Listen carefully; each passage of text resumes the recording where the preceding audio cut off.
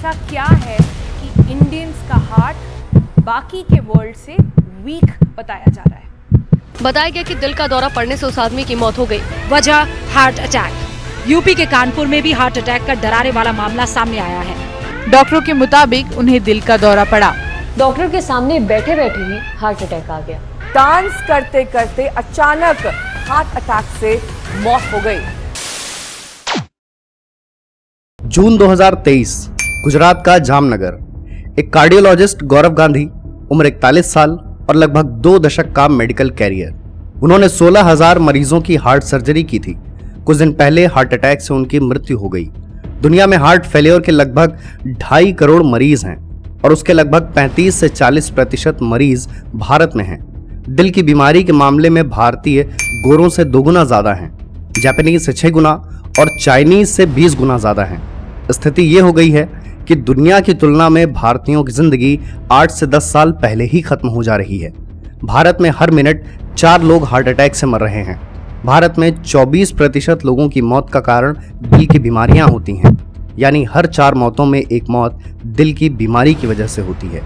वैसी ही स्थिति मृत्यु दर की भी है। दिल की बीमारी के केसेस में मृत्यु दर 23% है। पिछले 10 सालों की बात करें तो 2.25 लाख लोगों की मृत्यु हार्ट अटैक की वजह से हुई और ये पिछले 10 सालों की तुलना में 75% ज्यादा है। एक आम इंसान को ये आंकड़े बेशक ज्यादा लग सकते हैं, ज्यादा और डरावने भी, लेकिन ये एक बड़ी फिल्म का छोटा सा ट्रेलर है। भारत में कार्डियोवैस्कुलर डिजीजेस को औसत दर्जे की महामारी कहा जाए तो गलत नहीं होगा। एक ऐसी महामारी जो किसी जमाने में 50 की उम्र वालों की परेशानी हुआ करती थी, फिर 40 साल वाले चपेट में आने लगे और अब हार्ट फेल या हार्ट फेलियर में उम्र का दायरा नहीं रह गया है।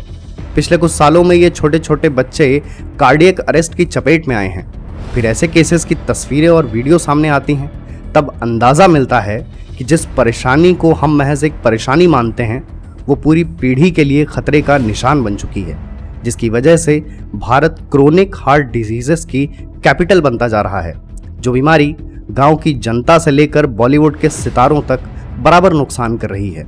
हम जिस बीमारी का सबसे बुरा वर्जन देख रहे हैं, जिस बीमारी के पास ऐलान नहीं है, सिर्फ अंजाम है।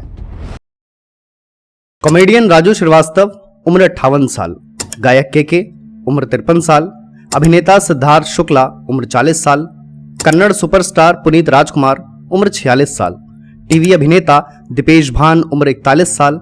समय में थोड़ा पीछे चलें तो बॉलीवुड अभिनेता इंद्र कुमार, उम्र 43 साल और शोले के ठाकुर संजीव कुमार, उम्र 48 साल। इन नामों की मौतों में 4 बातें समान हैं। पहली, सभी की मौत दिल की बीमारी के चलते हुई, कहीं हार्ट अटैक तो कहीं कार्डियक अरेस्ट। दूसरी, सभी की मौत एक तय समय से पहले हुई, 40, 45 या 50 साल कोई मरने की उम्र नहीं होती। तीसरी, लगभग सारे ही फिटनेस एंथुजियास्ट थे, वर्कआउट करते थे और अपनी सेहत को लेकर जागरूक रहते थे। और चौथी, शायद ही किसी ने सोचा होगा कि उनके साथ ऐसा हो सकता है। ये सभी नाम एक तरह का कंफर्मेशन है कि हृदय रोगों से होने वाले खतरे से बाहर कोई नहीं है। भले आपकी जीवन शैली बेहतर है, आपके पास अपनी सेहत को अच्छा बनाए रखने के हर संभव पैमाने हैं, फिर भी कुछ न कुछ तो ठीक नहीं है।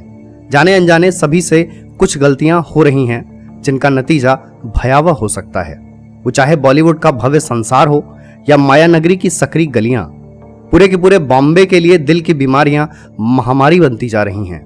एक आरटीआई रिपोर्ट के मुताबिक जनवरी 2021 से लेकर जून 2021 के बीच, यानी कोविड की दूसरी लहर के दौरान, मुंबई में कोरोना वायरस की वजह से 10,000 मौतें हुई और दिल की बीमारियों की वजह से 18,000 मौतें हुई। इस बीच बीएमसी ने एक सर्वेक्षण किया था जो कि WHO द्वारा तय किए गए वैज्ञानिक तरीके से किया गया था। सर्वेक्षण के हिसाब से मुंबई के हर 10 में से 8 या 9 लोग फिट या अनफिट दोनों ही श्रेणियों से बाहर हैं। हर तीसरा इंसान हाइपरटेंशन में है और लगभग हर 5वें इंसान को मधुमेह यानी डायबिटीज है। ये सारी दिक्कतें एक इंसान को एक ही तरफ लेकर जाती हैं, दिल की बीमारी की तरफ। ये तो सपनों की नगरी का हाल था। पूरे देश की हालत लगभग ऐसी ही है या इससे बदतर है। इतनी जानकारी के बाद अगर ये प्रश्न रह जाए कि सिनेरियो कितना संजीदा हो चला है, तो उसका जवाब ये वीडियोस हैं।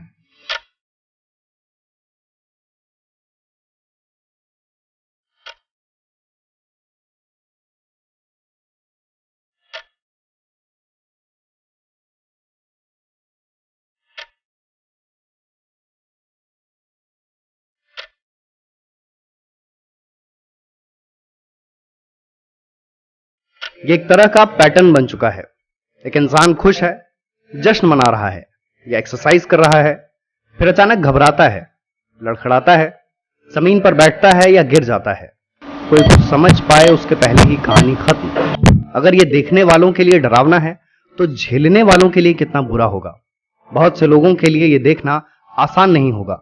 बहुत से लोग ये सब देखना भी नहीं चाहेंगे, पर यह भी एक सच है, एक निर्दयी सच, जो सच दर्द पहुंचाने से पहले इंसान की उम्र और अवस्था दोनों नहीं देखता। दिल की बीमारी के केस में उम्र शब्द पर इतना जोर देने की एक ही वजह है, युवाओं का इसकी चपेट में आना। पिछले कुछ सालों में युवाओं की एक बड़ी आबादी हार्ट डिजीजेस की भेंट चढ़ी है। आंकड़े भी यही कहते हैं। देश में 50 साल से कम उम्र के लगभग 50% लोग हार्ट अटैक के मरीज हैं। 40 साल से कम उम्र के लगभग 25% लोगों को हार्ट की परेशानी है। और ये डेटा यहीं रुकता नहीं। हमारे देश में हृदय रोग की वजह से हर दिन 900 ऐसे लोगों की मौत होती है जिनकी उम्र 30 साल से कम है। इस पूरी प्रक्रिया के लिए एक शब्द है, प्री मैच्योर डेथ, यानी असमय मौत। health.org की एक रिपोर्ट कहती है कि भारत में 2005 में heart diseases pre mature death का तीसरा सबसे बड़ा कारण थी। धीरे धीरे 2016 में heart diseases pre mature death का पहला कारण बन गई।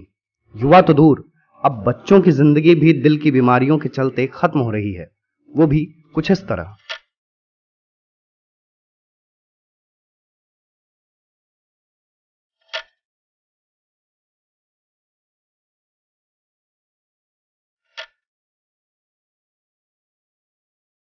दिल की बीमारियों का वो हिस्सा जिसमें बच्चे आते हैं बेशक निराशाजनक है, पर यह सच्चाई है। हमारा हृदय आकार के लिहाज से हमारी मुट्ठी के बराबर होता है। वजन होता है लगभग 300 ग्राम और यह सीने के बाईं तरफ मुड़ा होता है। इंसानों के शरीर का blood circulation system 1 lakh kilometre लंबा होता है। हमारे हृदय को पूरे 1 लाख किलोमीटर तक रक्त पंप करना होता है और इतना रक्त पहुंचाने के लिए हृदय को एक दिन में 1 लाख बार धड़कना पड़ता है। यह जानकारी समझने में मदद करती है कि इंसानों के शरीर में हृदय की जिम्मेदारी कितनी ज्यादा है। इसे हृदय से जुड़े 3 शब्द हैं जो सारी समस्याओं की जड़ हैं और जिन्हें लेकर मुगालते भी काफी ज्यादा हैं। हार्ट अटैक, हार्ट फेलियर और कार्डियक अरेस्ट। सबसे पहले बात हार्ट अटैक की, वो स्थिति जब खून हार्ट तक पहुंच ही नहीं पाता। यह सबसे शुरुआती स्टेज है। यह ज्यादातर हृदय की नसों में ब्लॉकेज की वजह से होता है। फिर आता है हार्ट फेलियर, जब हृदय शरीर की आवश्यकता के हिसाब से खून सर्कुलेट नहीं कर पाता। अंत में कार्डियक अरेस्ट, जब हृदय धड़कना ही बंद कर देता है और एक झटके में निष्क्रिय हो जाता है। हार्ट फेलियर और कार्डियक अरेस्ट अक्सर उनके केसेस में होते हैं जिन्हें एरिथमिया होता है, जब हार्ट बीट काफी तेज या अनियमित होती है। ये परेशानी ज्यादातर उनके साथ होती है जिनका हृदय कमजोर होता है, और हृदय कमजोर होने का मतलब है डायलेटेड कार्डियोमायोपैथी। हृदय से संबंधित किसी भी तरह की समस्या के पीछे सबसे पहले परंपरागत कारण होते हैं, जिसमें सबसे सामान्य है डायबिटीज। डायबिटिक पेशेंट्स में ब्लड शुगर लेवल असंतुलित होता है, जिसकी वजह से ब्लड वेसल्स और इंटरनल ऑर्गन्स को नुकसान पहुंचता है।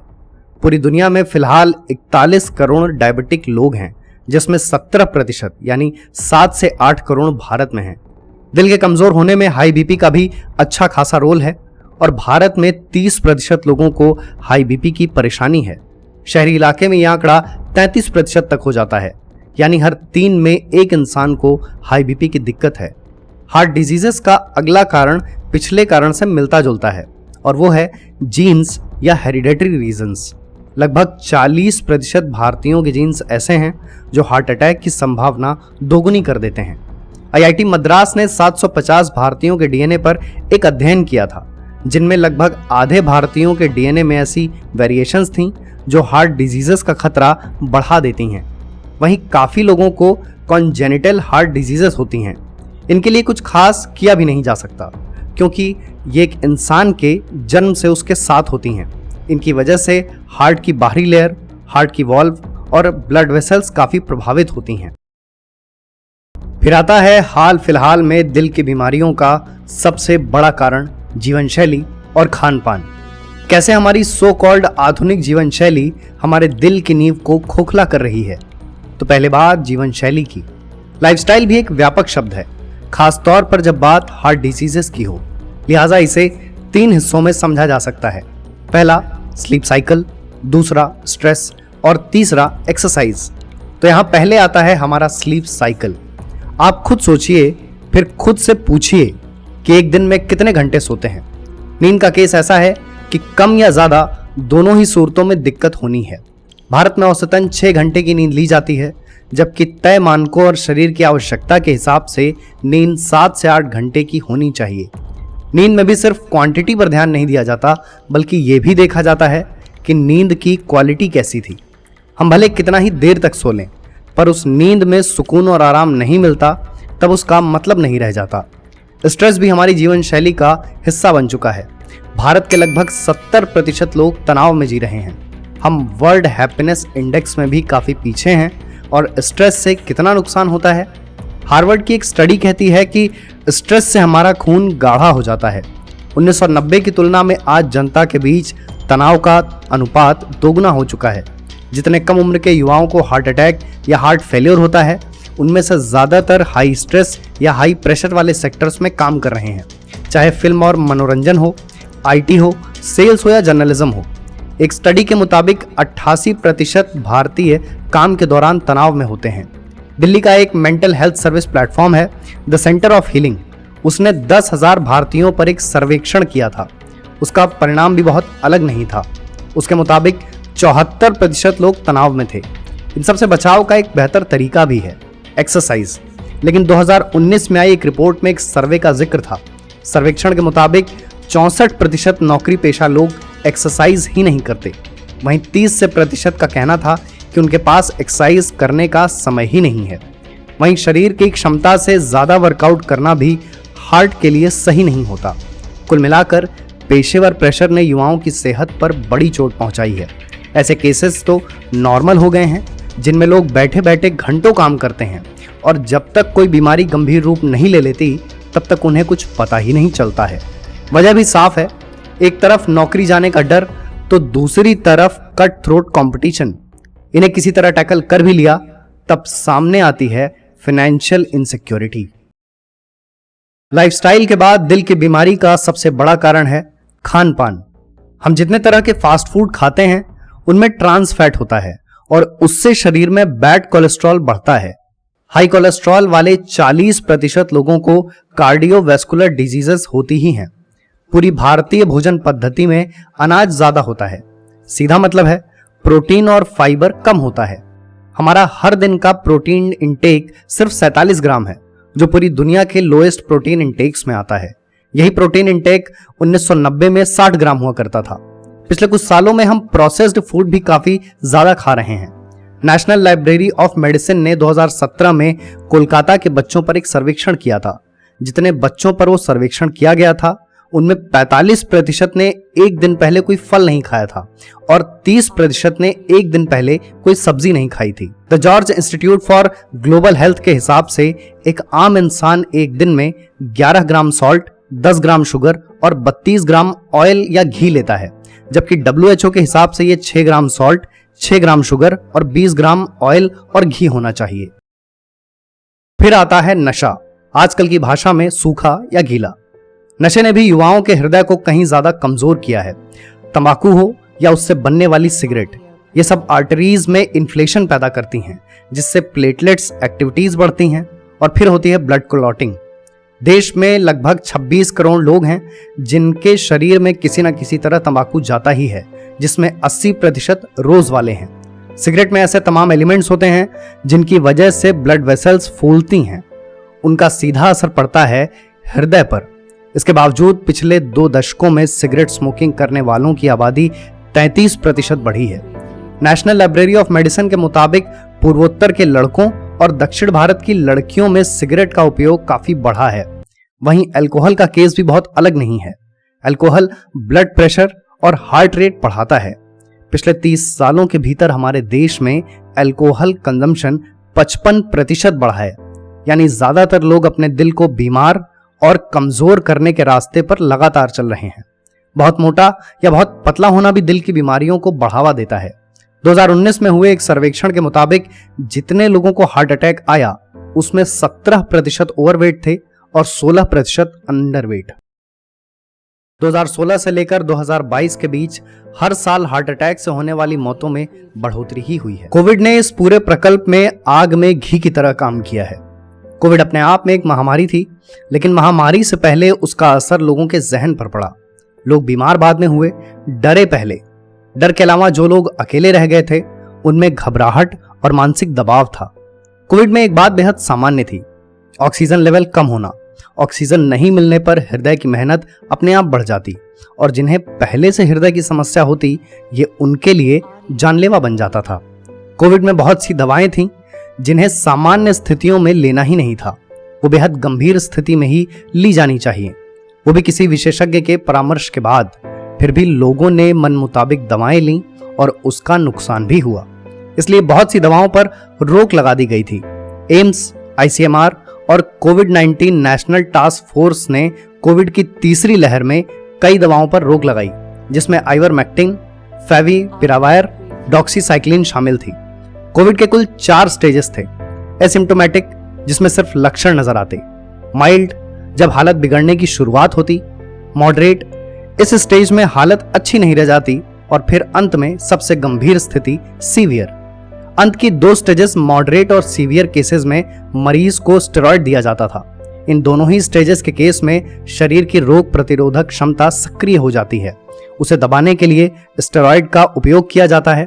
बहुत से लोगों ने शुरुआती स्टेजेस में स्टेरॉइड लेना शुरू कर दिया था, क्योंकि शुरुआती स्टेजेस में रोग प्रतिरोधक क्षमता सामान्य रूप से काम करती थी। हार्ट अटैक न हो, इसके कई उपाय हैं, लेकिन उसके पहले भी 2 बातें हैं। पहली बात, उपाय कितने कारगर हैं। दूसरी बात, हम कितने उपायों के रास्ते पर चल पाते हैं। इस बात से शायद ही कोई असहमत हो कि हम सभी की दिनचर्या का कोई हिसाब नहीं रह गया है, नियमित कामों का कोई तय समय नहीं रह गया है। लिहाजा सबसे पहले हमें अपने शरीर को निष्क्रिय होने से बचाना होगा। शरीर को आवश्यकता से अधिक आराम देना भी हृदय की सेहत के लिए बहुत सही नहीं होता। उसके लिए एक दिन में आधे घंटे का चलना या धीरे दौड़ना बहुत होगा। उसके बाद आती है खान पान की आदतें। खाने को लेकर जिस तरह के विकल्प फिलहाल हमारे सामने रह गए हैं, उसके आधार पर हम चीनी और नमक नजरअंदाज तो नहीं कर सकते, पर कम जरूर कर सकते हैं। वही बात तले हुए खाने पर भी लागू होती है। बाजार में जितने खाद्य पदार्थ हैं उनमें काफी ज्यादा तले हुए हैं, इसलिए उन्हें भी कम किया जाना चाहिए। बीपी और शुगर की तय समय पर जांच कराई जानी चाहिए।